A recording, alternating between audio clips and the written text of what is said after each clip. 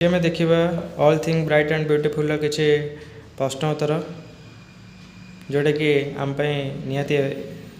Essential आम निहाती बहुत दरकार गुरुत्वपूर्ण क्वेश्चन गुड़ा को आलोचना करवा। तो ये आम देचे किसी कवि विषय देची the poem all thing bright and beautiful शेफ Alexander is a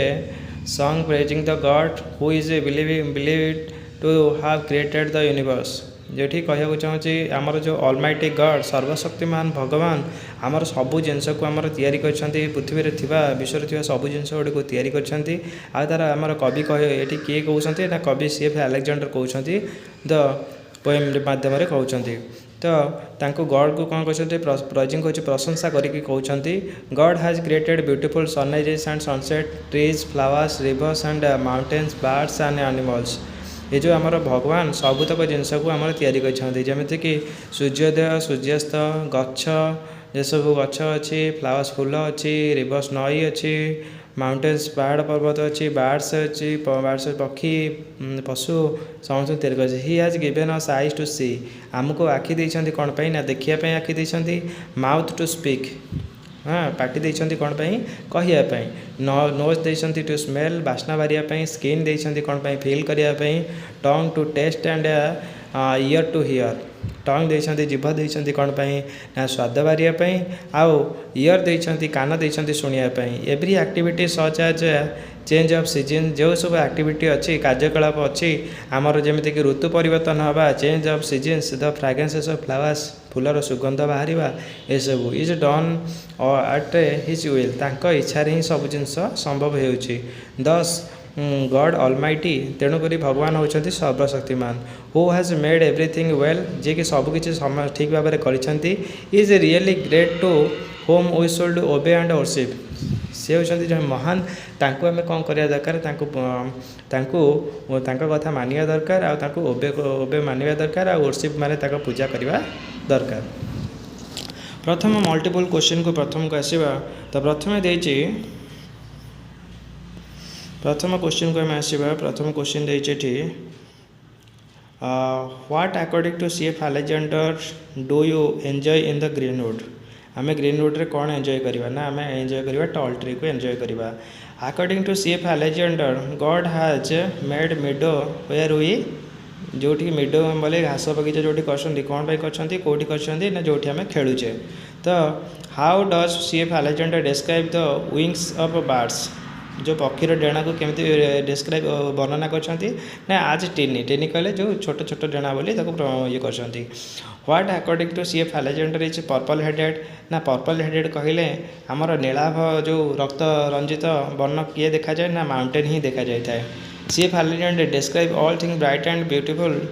god made आज dash and wonderful wise and wonderful विज्ञ आउ वंडरफुल कहले चमत्कार जिनस कर। According to C F Alexander God made dash in the winter जो विंटर सीजन ने कौन कर कोल्ड वाइंड शीत ठंडा पवन को प्रभावित कर। CF Alexander says God almighty is very dash very great all things bright and beautiful the mountain top looks mountain जो पहाड़ ऊपर भाग केमती देखा जाए ना पर्पल हेडेड देखा जाता है ये खाली पर्पल देती तेणुक ऑप्शन नो पर्पल को करवा। How is the summer sun describe in the poem all thing bright and beautiful ना इट इज प्लीजेंट समर सनटा केमती देखा जाए केमती अनुभूत होची प्लीजेंट कौ देश ना इंग्लैंड देश में आमको प्लीजेंट अनुभूत होपर आसवा 10 नंबर क्वेश्चन को जोटा कि प्रीवियस क्लास 2018 मसीह 2016 मसीह पढ़ी पढ़ी आसूची। In the poem all things bright and beautiful the dash sun is described as pleasant ना summer sun is described as pleasant. Summer sun कहले जो खरा दिनिया जो खरा होची सेटा होची भारी मजा दिए गोटे इंग्लैंड देश में। All things according to C F Alexander are made bright and beautiful सब जिनस ब्राइट आउ ब्यूटीफुल जोटा कि विषय ना देता ब्राइट एंड ब्यूटीफुल से विषय ना अनुसार ब्राइट एंड ब्यूटीफुल अच्छी। The रुसेस grow by the dash रुसेस कहले जो जलज उद्भिद कौटी बढ़े ना वाटर साइड जो वाटर प्रवाहित हुए से बढ़े। Dash are described great and small in all things bright and beautiful now all creatures are described great and small in all things bright and beautiful things are described wise and wonderful. How is the summer sun described in the poem all things bright and beautiful na pleasant. Who has given us eyes and lips किए आमको देइछंती आखि आउ ओठ देइछंती ना almighty God in all things bright and beautiful the poet says that the mountain is dash purple headed mountain टा केमते देखा जाउछि ना पर्पल हेडेड देखा जाउछि in all things bright and beautiful the poet says that every day they gather roses that grow in by the water side जो water side जो होते ताको रूसेस को आम कौन कर एकाठी करुचे